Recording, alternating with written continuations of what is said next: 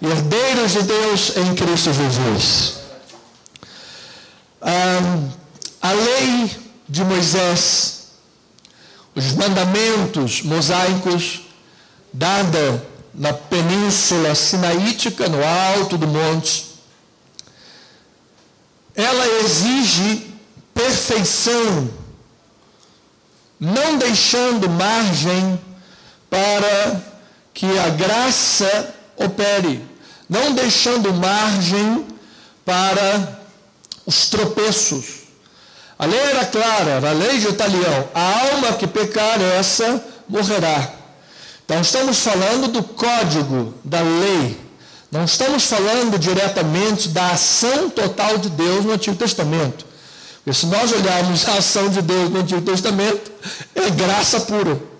Porque tantas vezes o povo mereceu, mas Deus foi conduzindo. Então, na verdade, mostra graça. A lei em si, o código, ele não deixa espaço para graça. Então, hoje, sobre a graça de Cristo Jesus, debaixo deste manto da graça que foi o sangue de Jesus derramado na cruz do Calvário, nós celebramos todos os primeiros domingos do mês aqui, este é o cálice da nova aliança, remetendo a Jesus e Paulo, depois também ceando com a igreja. Então, debaixo desse manto de misericórdia, nós somos transformados de glória em glória. Eu já expliquei à igreja que a palavra misericórdia do Antigo Testamento, seja no hebraico, hesed, ela significa, ela tem a mesma raiz para útero. E nós sabemos que ali onde a vida é formada, na verdade, Deus faz o milagre da vida. Portanto, amado, isso aí não é coincidência, isso daí é Deus operando, porque é a misericórdia de Deus, o útero da nossa vida. É a misericórdia de Deus que nos dá tempo, trabalho. O Senhor vai trabalhando até as tantas a pessoa está transformada em nome do Senhor Jesus. Aquele que mentia não mente mais, aquele que furtava não furta mais, aquele que dava falso testemunho agora dá um bom testemunho. Então eu declaro e recebo para a igreja de Jesus na minha vida que nós possamos crescer na graça e no conhecimento de Deus. Que você possa tornar cada vez maior em Cristo Jesus, amado. Ou seja, neste mundo nós diminuímos para ele crescer.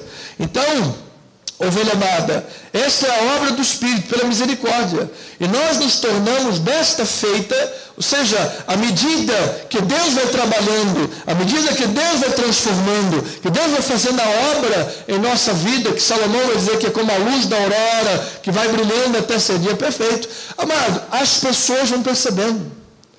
As pessoas vão notando a obra de Deus. Às vezes é o marido que percebe a mudança na esposa e vice-versa. É um colega de trabalho que vê a tua mudança. São aqueles amigos vizinhos da rua que dizem: gente, olha como fulano de tal agora mudou, transformou. Então, esta ação de Deus na vida da igreja é instrumento divino para que através da vida do seu povo transformado, ele alcance muitas almas nessa terra em nome de Jesus.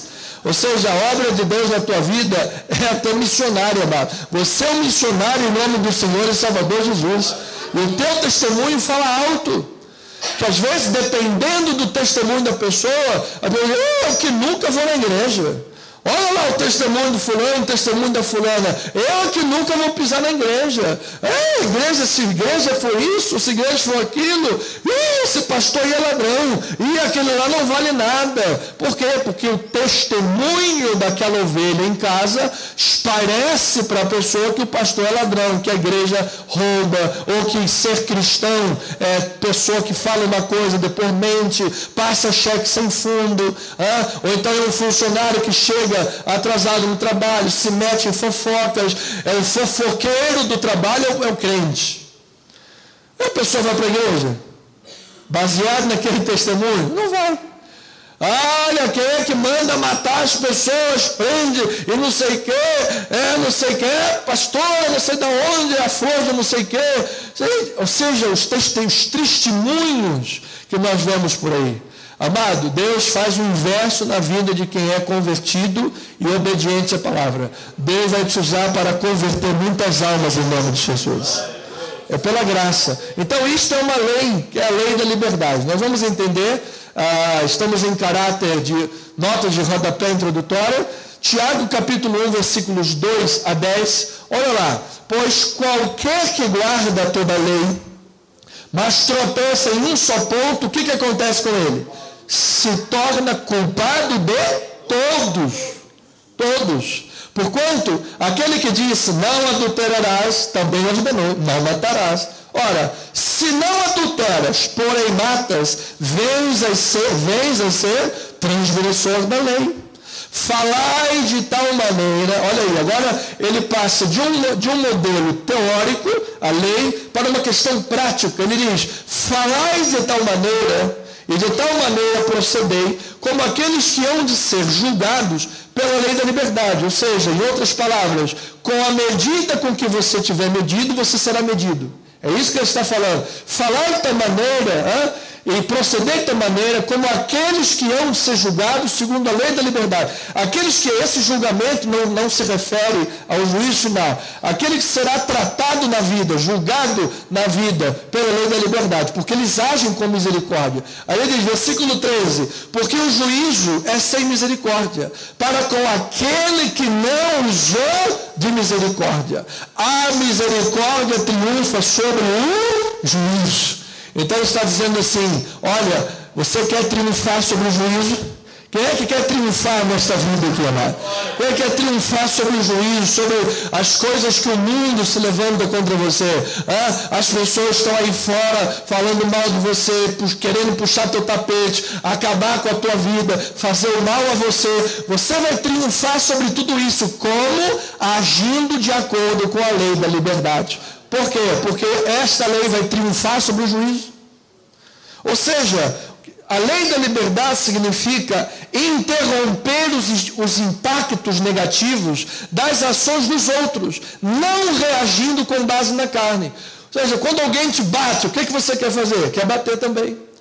Alguém fala mal, você vai lá e quer falar mais mal. Nós falamos isso aqui domingo passado. O cara está lá jogando futebol. Alguém te dá um carrinho. O que você quer fazer? Vai lá dar um carrinho 3 vezes mais forte. Como é que acaba esse jogo? Todo mundo brigando. Não tem mais jogo. Porque você agiu com a lei, agiu com a lei natural, a lei de Italião. Agora, se você age com a lei da liberdade, qual é a lei da liberdade? O nosso mestre ensinou, ama Deus sobre todas as coisas, o teu próximo como a ti mesmo. Se alguém te der um tapa de um lado, oferece também a outra face. Amado, isso aqui é um trabalho na vida da igreja tremendo. Isso aqui é a ação de Deus na vida prática da igreja. E ele está fazendo, se note que Tiago está fazendo a comparação da lei teórica, daquele não mata, não adultera, se você fazer vai cair, com a questão prática. O que ele está fazendo? Está fazendo o que todo mundo tem que entender e fazer, amado. Teologia e vida caminham juntos. Fé e conduta não podem se separar. Ou seja, aquilo que eu creio é o que eu falo, é o que eu faço. É a doutrina e a palavra que determina a minha vida. Então, se eu reajo ao mundo, eu tenho a liberdade em Cristo Jesus de que alguém que foi mal educado comigo, eu tenho a liberdade de não ser mal educado com ele também. Se alguém que me fez o mal, eu tenho a liberdade de não fazer o mal a ele também. Eu estou livre. Eu não preciso reagir conforme o mundo manda reagir. Você e eu fomos libertos em Cristo Jesus. E você sabe quem há de ser o julgador de tudo isso? Jesus. Jesus, quando era ultrajado, não ultrajava. Ele, pelo contrário, ele se entregava àquele que julga retamente. Então veja, o apóstolo São Paulo, isso está dentro do contexto da soberania e da ação de Deus, porque Paulo vai falar isso em Romanos 12. Olha lá. Romanos 12, é a questão que nós estávamos falando agora há pouco aqui, presbítero Jorge, falando da questão da lei, da permissão de Deus, né? A vontade permissiva de Deus. Gente, como é que a gente vê uma cidade inteira pegar fogo? Um país rico, um país trilhardário, como é que a gente vê e as pessoas não conseguem parar o fogo, se não for pela vontade permissiva de Deus, de tanta coisa que está ali que a gente não sabe? Na verdade, tanta coisa. Mas eu declaro em nome de Jesus que a graça e a misericórdia vai cobrir a igreja de Jesus, o povo de Deus. Então Paulo nos ensina a nossa conduta, nossa vida. Olha lá, Romanos 12, 19, diz assim a palavra: não vos vingueis a vós mesmos, amados, mas dai lugar à ira. Essa ira é a ira contra o pecado. Dai lugar à ira, porque está escrito: a mim me pertence a vingança, eu é que retribuirei, diz quem? O Senhor. Pelo contrário, se o teu inimigo tiver fome, dá-lhe de comer. Se ele tiver sede, dá-lhe de beber. Porque fazendo isto, amontoarás brasas vivas sobre a sua cabeça. Ou seja, não é a tua cabeça, é a cabeça dele. Se a pessoa age mal e você reage com bem, você coloca uma pulga atrás da orelha. O cara está doido. Eu estou fazendo mal, eu esperava lá uma voadora, um soco, eu esperava alguma coisa, e ele está fazendo bem a minha vida. Então você coloca nos pensamentos daquela pessoa brasas vivas. E eu vou dizer, amado, o Espírito Santo sabe trabalhar. Glória a Deus. O Espírito Santo sabe trabalhar. Ele sabe como agir na vida de uma pessoa. Então, amado, eu declaro a graça, a lei da liberdade trabalhando na tua vida, amado. Você vai ter sucesso nos teus relacionamentos. Você vai ter sucesso no meio da sociedade. As pessoas vão olhar para você, a misericórdia do Senhor. Mas, gente, aquele fulano está uma pessoa misericordiosa. Ela fulano está uma pessoa misericordiosa. É coberta de misericórdia. Aquilo lá que o mundo está fazendo não é correto. Amado, Deus vai agir com mão de misericórdia sobre a tua vida e a minha. Diga, eu recebo esta palavra. Agora, é complicado. O trabalho, você está no trânsito, amado. Agora então de moto, misericórdia. O cara vai e te joga para o lado, às vezes a vontade de ir atrás dele, quebrar o retrovisor também, e depois sair voado. Eu falei, eu não vou fazer isso. Não vou fazer.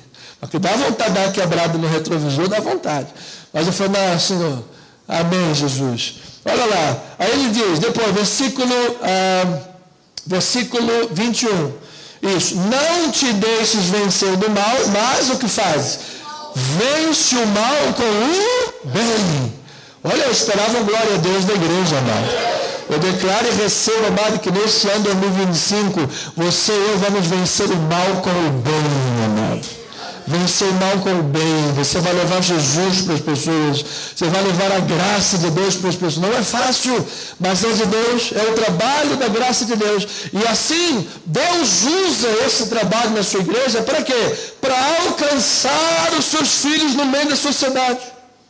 Para alcançar a plenitude dos gentios. Para alcançar o seu povo que está perdido. Amado, isso faz parte da Missio Dei. Isso faz parte da nossa missão que Deus nos deu. Nós, como cristãos, não podemos ter a mesma régua do mundo. Nós, como cristãos, não podemos ter os mesmos comportamentos do mundo. Somos evangélicos cristãos. Então, a liberdade cristã não nos concede permissão para pecar, para viver no pecado. Claro que não. Nós somos chamados a viver uma vida transformada, frutos do Espírito. A nossa liberdade é para servir em amor em Cristo Jesus. Você foi chamado para servir, amado. Então diga aí para o teu amado irmão, diga assim, meu irmão, eu te amo no amor de Jesus. Você é uma bênção em nome do Senhor. Eu declaro graça, eu declaro misericórdia. Eu declaro a bênção do Senhor. Mesmo se você for flamenguista, eu te amo no amor de Jesus. Olha, amado, vou dizer uma coisa aqui que eu não pensei que ia dizer. Mesmo se você for petista, eu te amo no amor de Jesus.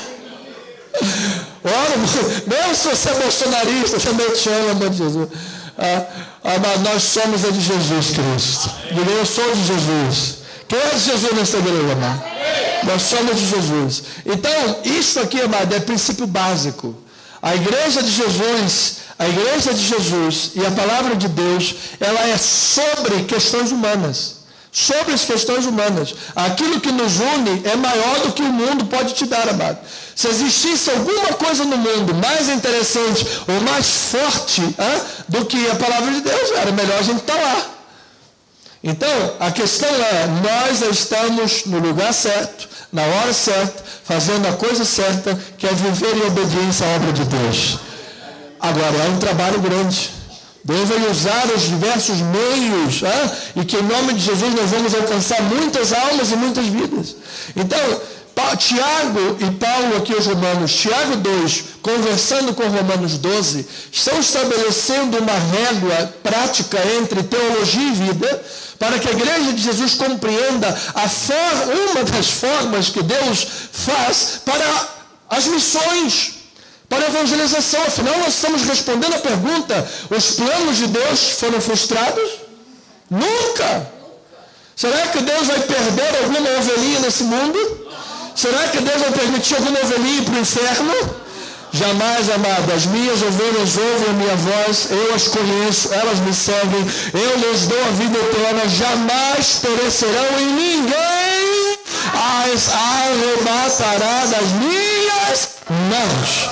Das minhas mãos. Louvado seja o Senhor. Então aqui é uma comparação entre viver na lei e o resultado disso no mundo, viver na graça e o resultado disso no mundo. Então, pela graça, ou seja, a justiça da lei ou a justiça da fé. Portanto, a justiça proveniente da fé é o único meio de agradar a Deus. É o único meio, amado. Sem fé é impossível agradar a Deus.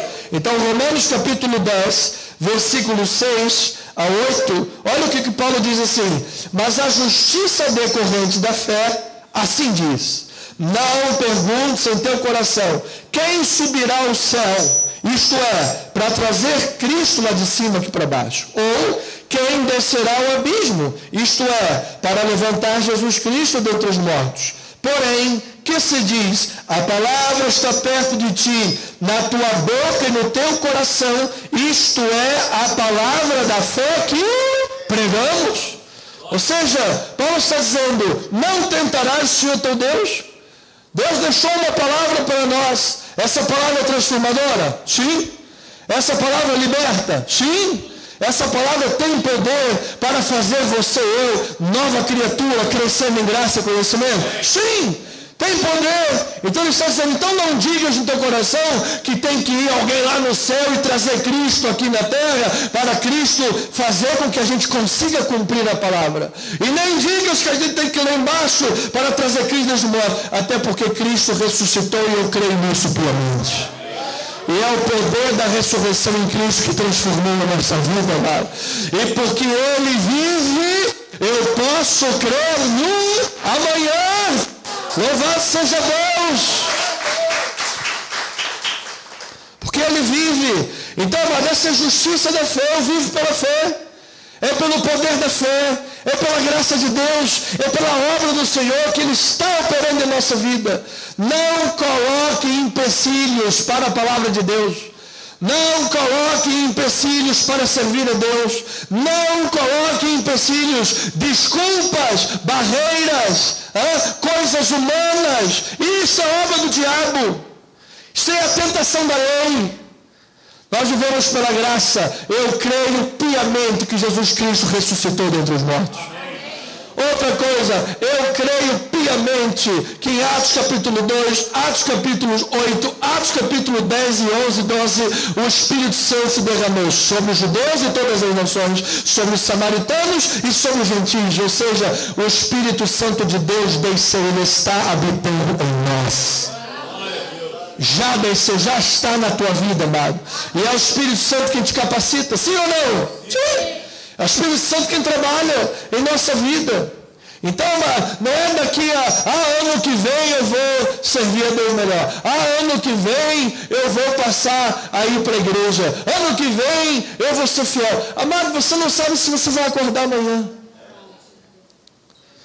A gente não sabe se daqui a uma hora você está vivo. A gente não sabe se nesse momento alguém pode ter um derrame e morrer. Deus nos livre, nos guarde. Mas Deus tem um tempo para todas as pessoas. E nós precisamos estar debaixo da graça de Deus em Cristo Jesus. Então, a justiça da fé assegura a certeza da salvação. Amado, você sabe por que você está salvo? Porque Deus é fiel. Amém. O dia que a tua salvação depender de você, você vai para o inferno. Mas graças a Deus que a minha salvação depende de Jesus Cristo.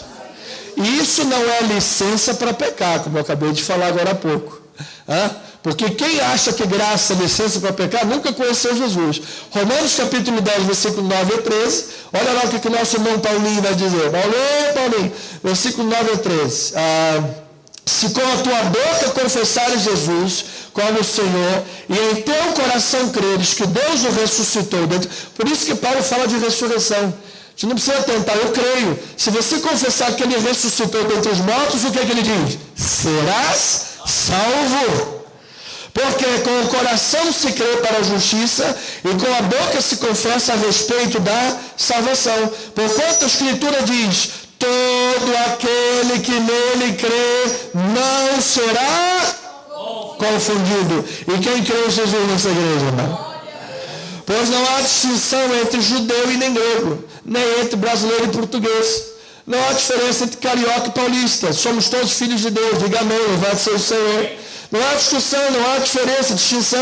Uma vez que o mesmo é o Senhor de todos, rico para com todos que o invocam. Versículo 13 diz a palavra: porque todo aquele que invocar o nome do Senhor será salvo.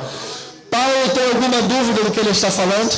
Não. Então diga: eu estou certo de que aquele que começou a boa obra em mim há de completá-la até o dia de Cristo Jesus. Diga assim: a minha vida está sobre a rocha, e a rocha é Jesus Cristo. Ele é o meu pastor, Ele é a minha rocha, Ele é o meu rochedo, a minha forte cidadela. Minha vida está nas mãos de Jesus, e jamais serei arrebatado. E a Ele toda a glória. Louvado seja o nome do Senhor. Então, amado irmão, ovelhinha, precioso de Deus, a justiça que vem da fé nos fornece uma grande, portanto, mediante isso tudo, uma grande motivação para o trabalho missionário ao redor do mundo. Amados, nós não tivemos conhecimento de toda essa revelação, nós não tivemos conhecimento de toda essa verdade para ficarmos parados. Nós não tivemos conhecimento de toda essa obra maravilhosa. Ele nos livrou do inferno, irmãos. Ele nos livrou das mãos de Satanás. Nós não recebemos toda essa maravilha para ficarmos calados. Nós somos essencialmente missionários evangelistas. Nós somos forasteiros nesse mundo.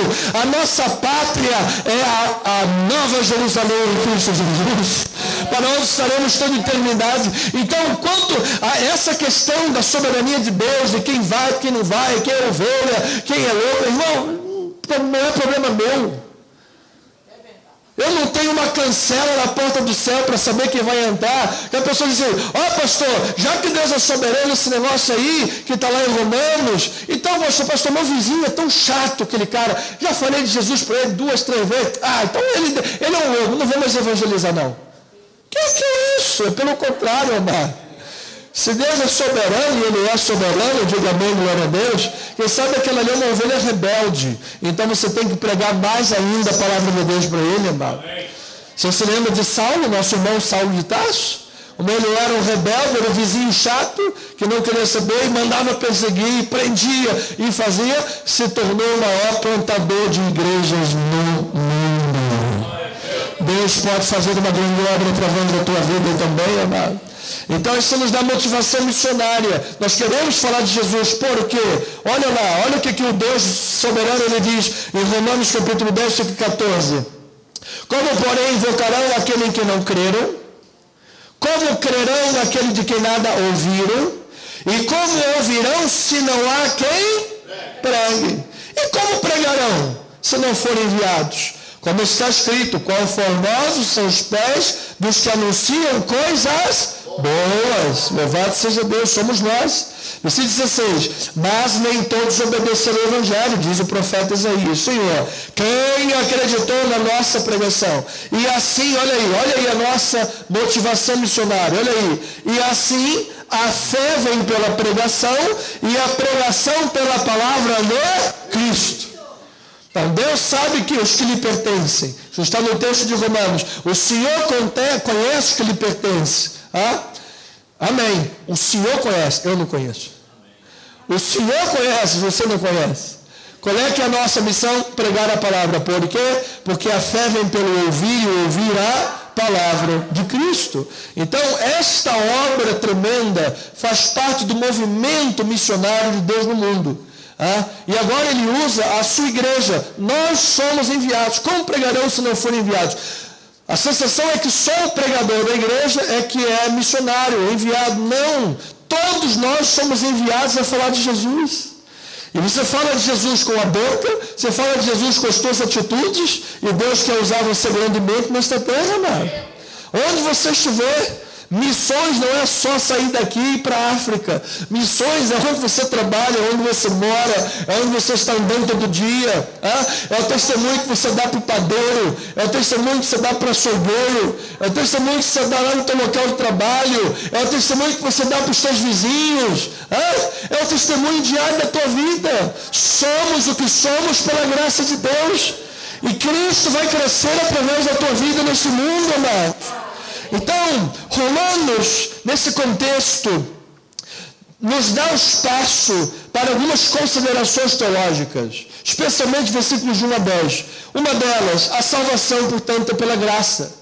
Ou seja, Deus começa a sua obra pela graça, não pelo esforço, para que pela graça de Deus nós sejamos imagem e semelhança do Senhor. Olha lá, versículo 6 diz, e se é pela graça, já não é pelas obras. Do contrário, a graça já não é graça. Ou seja, quem é que está no controle da igreja? Jesus. Quem é o Senhor da igreja? Jesus. Quem é que garante, quando Jesus disse lá no sermão profético, vai vir terremoto, vai vir chuva, vai vir doença, praga, mas ainda não é o fim. Agora, quando o evangelho do reino chegar a todo mundo, então virá o fim. Quem é que pode garantir que o evangelho vai chegar ao mundo, senão aquele que é o Senhor da igreja? Senão aquele que é o Senhor da tua e da minha vida, mano. E olha que Deus sabe que Ele está contando com pessoas como eu e você.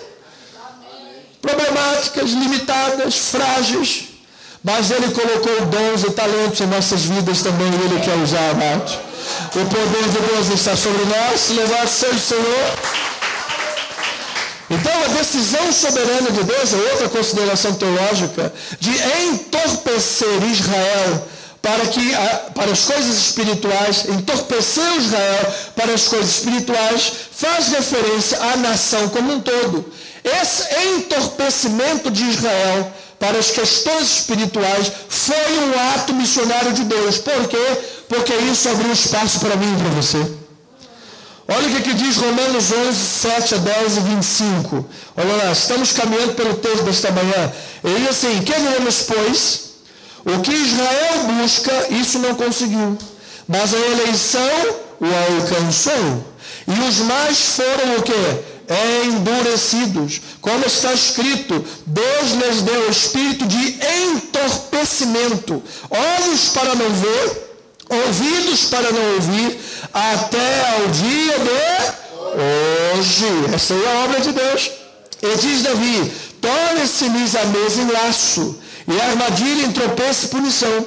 Escureçam-se-lhes os olhos, para que não vejam, e fiquem para sempre encurvadas as suas costas. Versículo 25 diz a palavra, porque não quero, irmão, agora ele está falando para nós, gentios, olha lá.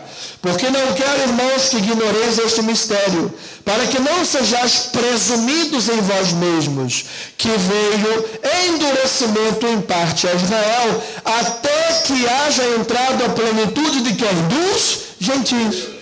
Então Paulo está dizendo assim, olha, acabei de falar para vocês que ele entorpeceu e endureceu como um todo lá a nação. Mas eu não quero que vocês sejam presumidos e orgulhosos, achando que vocês são a última rosquinha do saquinho de biscoito. Porque na verdade Deus fez isso para alcançar vocês. Mas Deus tem um plano também com a vida de todos os judeus. Assim como de todas as pessoas à face da terra. Deus tem um plano com a tua vida, a minha vida e pessoas de cada nação deste mundo, amado. Deus usa pessoas para alcançar outras. E que sabe Deus esteja usando a tua vida nesta manhã. A minha pergunta é, você está disponível nas mãos de Deus? Pergunta para o teu irmão, você está disponível nas mãos do Senhor? Você está nas mãos de Deus? Deus pode usar a tua vida? Sim, diga, claro, eu estou disponível. Eu sou ovelha. Eu estou nas mãos do Senhor. Senhor, envia-me a mim, Pai. Então, amados, Deus sempre teve, ouça isto, amado, Deus sempre teve um subgrupo dentro de um grupo maior, que permaneceu firme e fiel a Deus. Ou seja, dentro do povo de Israel, Deus sempre teve um subgrupo dentro de todo o povo. Você veja, Abraão teve 2 filhos, Isaac e Ismael. A promessa de Deus seguiu por quem? Por Isaac. Abraão, Isaac e Jacó. Jacó teve os filhinhos, Isaac teve 2 filhinhos, Esaú e Jacó. A promessa de Deus seguiu através de quem? Jacó. E das 12 tribos. Ou seja, Deus sempre teve um subgrupo dentro de um grupo maior. Deus tem um subgrupo dentro dos gentios, dentro desse mundo de todos os gentios. E por isso ele diz, não pense que ele rejeitou o seu povo. Amados, nós somos quantos gentios no mundo? Aproximadamente quantos? 7 bilhões? Qual é a proporção disso daí de convertido? Sei lá, 20%, 30% de gente convertida. E o povo de Israel, são no máximo 20 milhões. Muitos judeus se converteram também. Talvez a proporção de judeu convertida seja a mesma de gentio convertida. Deus não esquece do seu povo. Deus não vai esquecer de você jamais, amado. Vamos dar um aplauso ao Senhor Jesus Cristo por isso? Olha lá, Romanos 11, versículos 2 e 3. Romanos 11, 2 e 3 diz a palavra: Deus não rejeitou o seu povo, a quem de antemão conheceu. Ou não sabeis que a Escritura refere Deus não rejeitou o seu povo, conheceu. Ou não sabeis que o que a Escritura refere a respeito de Elias, como insta perante Deus contra Israel, dizendo: Senhor, mataram os teus profetas, arrasaram os teus altares, eu só fiquei, e ainda procuram me tirar o quê? A vida. Procuram tirar a vida. Quem lhes disse, porém, a resposta divina: reservei para mim 7.000 homens, 7.000, que não dobraram os seus joelhos diante de Baal. Assim também agora, no tempo de hoje, sobrevive um remanescente segundo a eleição da graça. Esta era a mão de Deus sobre aquele povo. Esta é a mão de Deus que te resgatou, irmão. Nos tirou muitos de nós do álcool, da pornografia, do sexo ilícito.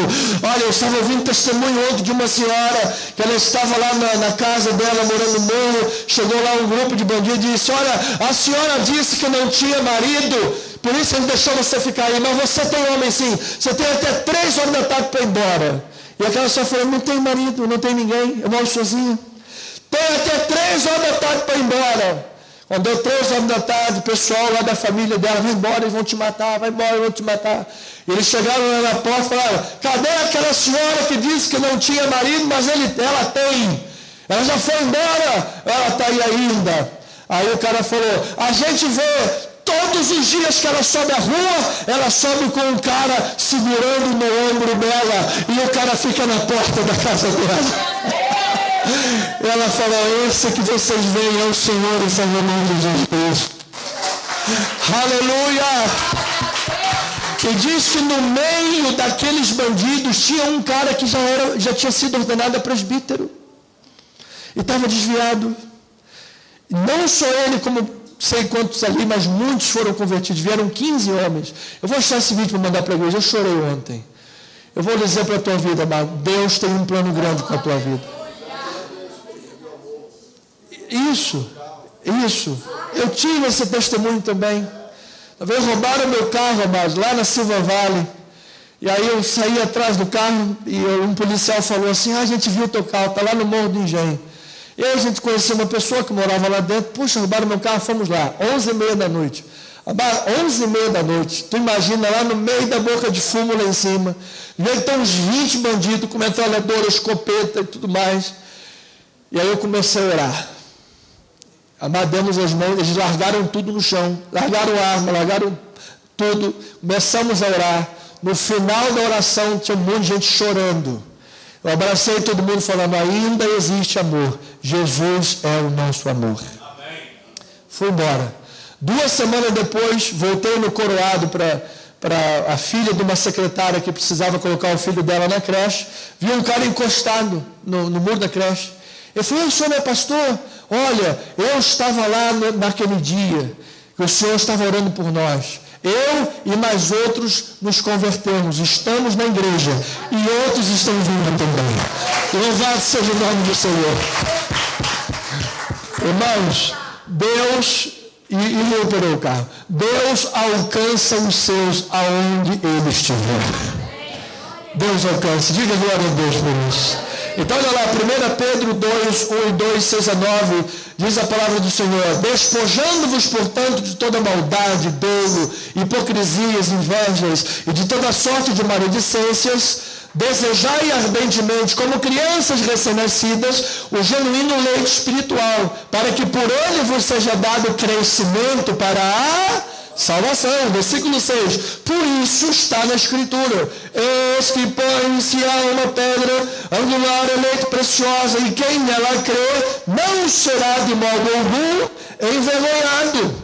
Para vós outros, portanto, os que credes, é a preciosidade. Mas para os descrentes, aqueles que não desejam leite espiritual para crescer, aqueles que não desejam ardentemente a palavra, aqueles que vivem no mundo pela hipocrisia do mundo. Por isso que os apóstolos, escritores bíblicos, eles sempre unem teologia e vida, fé e conduta.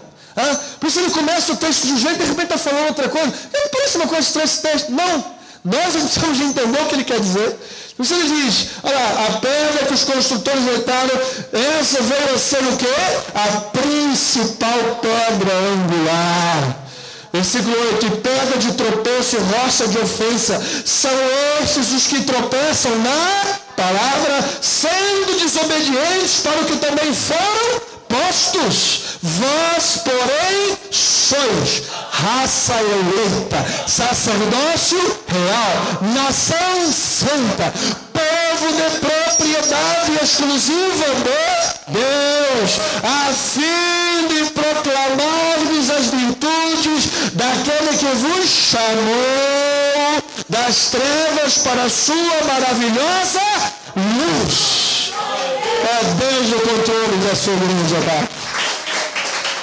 São os planos de Deus governando a nossa vida. Então, irmãos queridos, Paulo justapõe, ele aproxima, ele compara, ele analisa dois tipos de Israel: o Israel como nação e o Israel espiritual. Israel como nação permanece sob o impacto dos exílios e as disciplinas da lei. Você veja que agora, em 1948, Israel tornou-se um Estado novamente. Com a graça e a permissão do Senhor. Muitos não sabem que depois desse evento, muitos deles se converteram a Jesus. Judeus messiânicos se convertendo, rendendo-se a Jesus Cristo. É uma obra missionária de Deus, agora endurecendo parte de nós para alcançar novamente eles. Deus é soberano em todas as coisas, amado. Então, e o segundo, que é o Israel que Paulo analisa, é o remanescente. Esse desfruta das bênçãos de Deus, da restauração e da bênção da graça. E a igreja de Jesus faz parte deste remanescente. Deus tem graça e misericórdia sobre a tua vida, amado. Então, o plano soberano de Deus alcança Israel espiritual. Deus não abandonou o seu povo. Ou seja, não é só pelo fato de você nascer em Israel e ser da etnia judaica, o povo é que você é salvo. Mas é o novo Israel, é aquele que recebe Jesus Cristo, é aquele que confessa a sua vida, esse está debaixo da graça de Deus. Louvado seja o Senhor. Então, Romanos 11:1 diz a palavra: porquanto, pergunto, pois terá Deus porventura rejeitado o seu povo? De modo nenhum. De modo nenhum, porque eu também sou israelita, da descendência de Abraão e da tribo de Benjamim. Deus não rejeitou. Portanto, amados, ou seja, em meio à apostasia, aparentemente total e terrível, tanto que o povo precisou ir para a Babilônia, tanto que o povo precisou ir para a Síria, para os exílios. Quantos de nós, amados, eu vou dizer uma coisa: se nós compararmos a modernidade com Sodoma e Gomorra, a gente perde. A gente ganha. Verdade? A gente ganha. Somos hoje uma grande Sodoma e Gomorra de 7 bilhões de pessoas no mundo. Hoje em dia, dança para criança, o que é? É dança da garrafa. Criança de 3 anos, 4 anos, dançando dança da garrafa.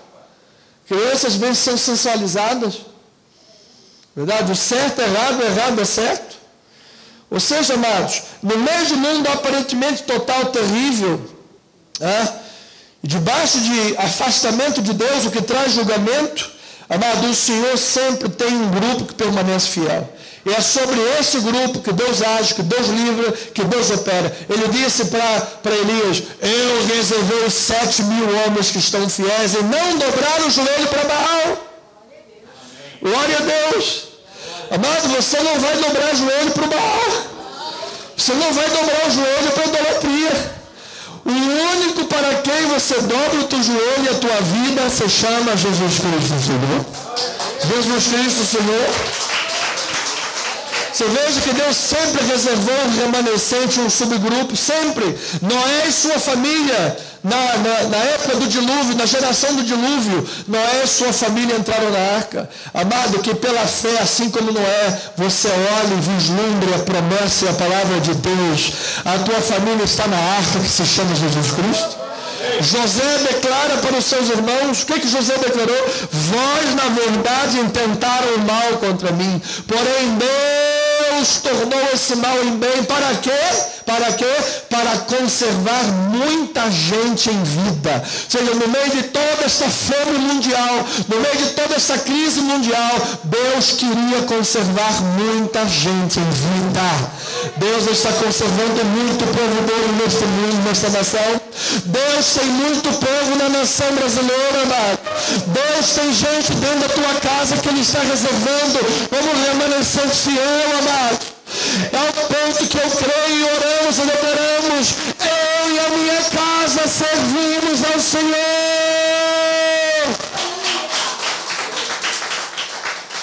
Então, o remanescente é aquele que, pela vontade permissiva de Deus, às vezes o Senhor permite uma cidade inteira se queimar, mas no meio daquela cidade teve uma casa lá que ficou de pé.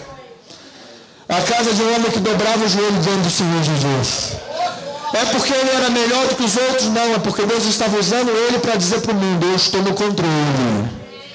Era Deus gritando para o mundo, dizendo: arrependam-se, eu estou no controle. Eu sou o Senhor que permite uma cidade queimar, mas eu guardo os meus. Ele está conservando a tua vida fiel. A porta é estreita, amados. Mateus capítulo 7, versículo 13, diz a palavra: entrai pela porta estreita, larga é a porta, espaçoso o caminho que conduz para a perdição, e são o quê? Muitos que entram por ela. Versículo 14, porque estreita é a porta, apertado o caminho que conduz para a vida, e são poucos os que acertam com ela. É o remanescente, é você, ovelhinha amada.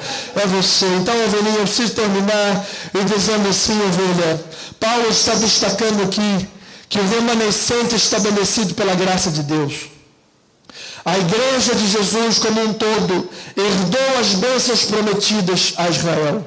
Logo, a igreja é um remanescente.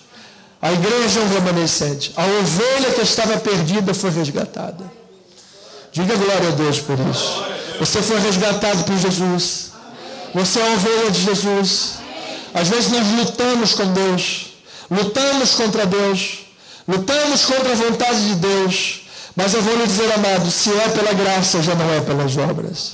Portanto, a graça de Deus alcançou a minha e a tua vida, amado. Efésios capítulo 1, versículos 3 em diante, 3, 7, 11 a 13. Diz: bendito o Deus e Pai de nosso Senhor Jesus Cristo, que nos tem abençoado com toda a sorte de bênção espiritual nas regiões celestiais em Cristo. Esse é o bem-aventurado, é o remanescente, no qual Jesus Cristo temos a redenção, pelo seu sangue, a remissão dos pecados, segundo a riqueza da sua graça. Nele digo, no qual fomos também feitos herança, predestinados segundo o propósito daquele que faz todas as coisas conforme o conselho da sua vontade. Amado, o conselho da vontade de Deus está guiando a tua vida. Você recebe que Deus está no controle da tua vida. Você entrega a tua vida nas mãos de Deus. Você faz isso conscientemente? Essa é a sua decisão de vida? Você decide entregar a tua vida a Jesus? E isso reflete os planos de Deus na tua vida. Sabe por quê? É Deus quem põe o querer e o futuro realizar. Você e eu estávamos mortos e foi Ele que nos deu vida. Você e eu estávamos perdidos e foi Ele que nos achou. Diga glória a Deus por isso. Vamos aplaudir ao Senhor Jesus. Vamos fazer aí, amado, aquele fundinho. Teus olhos revelam que eu. E lá continua versículo 12. Versículo 12, volta lá, filho. A fim de sermos para o louvor da sua glória, nós os que de antemão esperamos em Cristo. Versículo 13 diz a palavra, em quem também vós. Olha lá como a coisa acontece, amado. É teologia e vida o tempo todo. É fé e conduta o tempo todo. Olha lá, em quem também vós, depois que ouvistes a palavra da verdade, o evangelho da vossa salvação, tendo nele também crido, fostes selados com o Santo Espírito.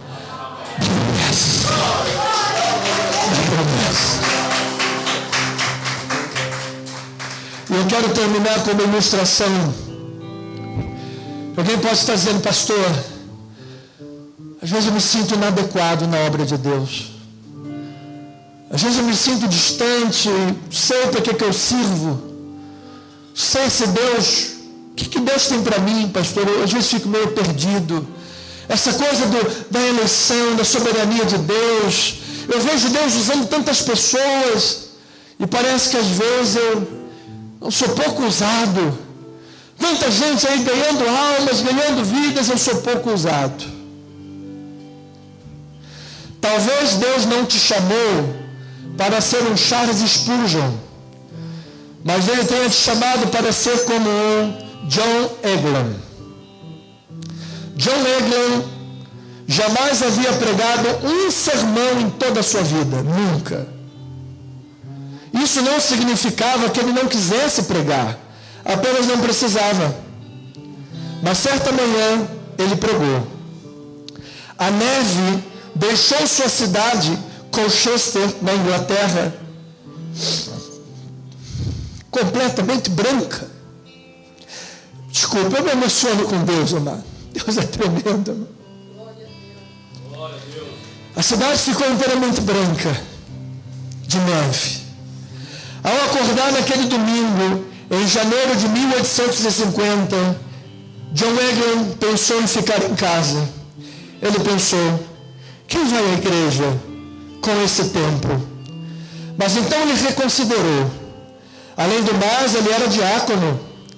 E se os diáconos não fossem à igreja, quem iria?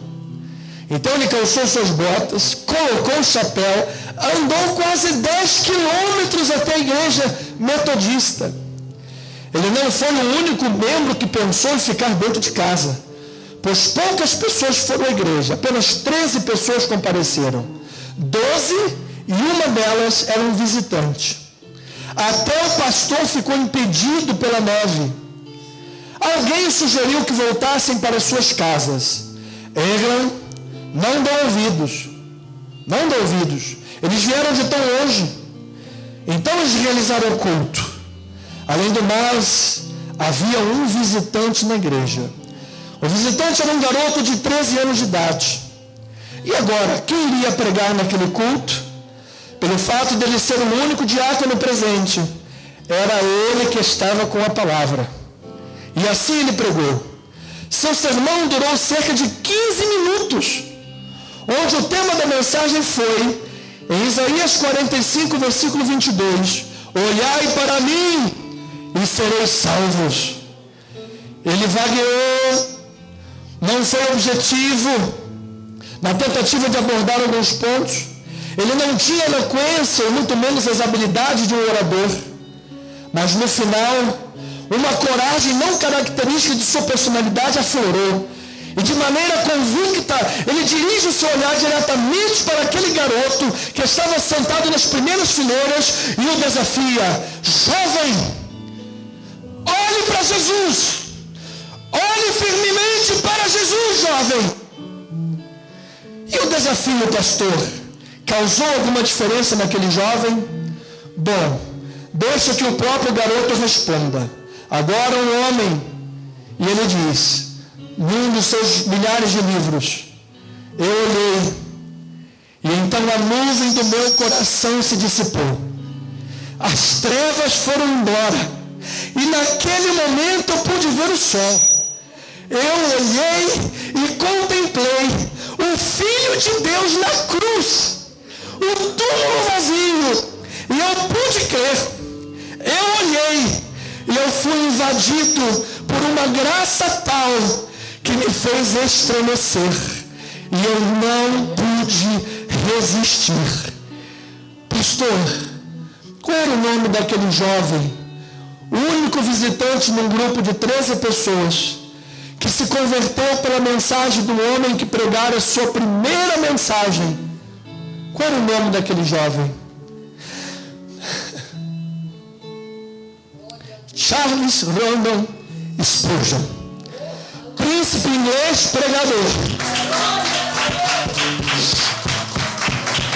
O homem que ao longo de 40 anos de ministério pregou mais de 3.000 sermões. Um sermão de John Anglo fez 3.000 sermões de Spurgeon. Talvez você não seja Spurgeon, mas você seja um Anglo. E Deus quer usar você. Vamos ficar de pé.